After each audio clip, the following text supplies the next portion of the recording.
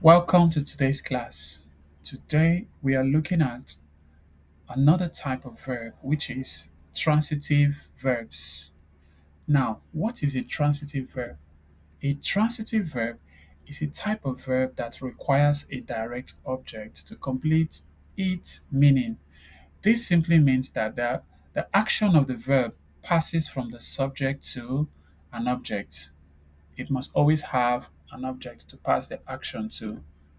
Let's see some examples. Example one in sentence. She bought a car. So you can see we have an object which is a car. She bought, what did she buy?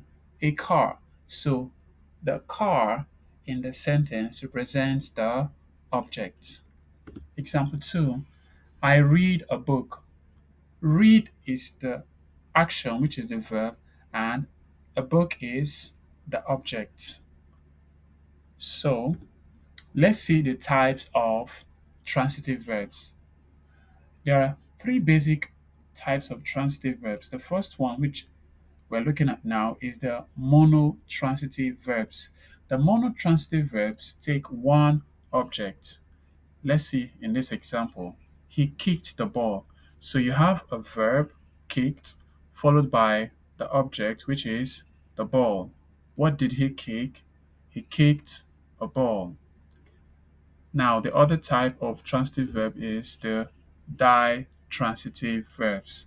The ditransitive verbs take two objects. They take two types of objects, which is a direct object and an indirect object. So when you arrange it in a sentence, this is how it always comes. You have the subject, the verb, then the indirect object before the direct object. So in this sentence, we can find out as in, she gave me a gift. So, what was actually given in that sentence is a gift. Now, if we break this down, she is the subject, gave is the verb, me is the indirect object because what was given was not me, what was given was a gift. So, me there is the indirect object while a gift is the direct object because that was the particular thing that was given. So it is the direct object. And finally, we have the complex transitive verbs. So the complex transitive verbs need an object plus an object complement to complete their meaning. So they need an object plus object complement. This simply means that this type of verb need an object and another object that complements the object. Let's look at it in this example. They elected him president. So the object there is him and president is the complement. What is president doing there?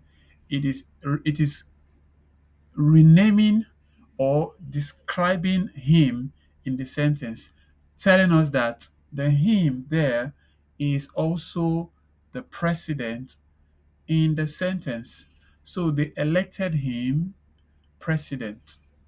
So here we already have a complement telling us that the him there in that sentence is still the president. So this brings us to the end of today's class. Thank you, every one of you, for attending today's class. Don't forget, if you have questions or whatever it is that you don't understand from the lesson, don't hesitate to drop your questions, and I'll be glad to respond to it as soon as possible. And I hope to see you again in our next class. Do have an amazing day or enjoy the rest of your evening, wherever you're watching from. I'll see you again in our next class.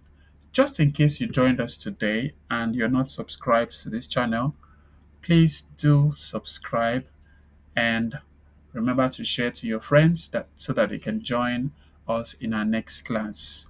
See you all again. Bye.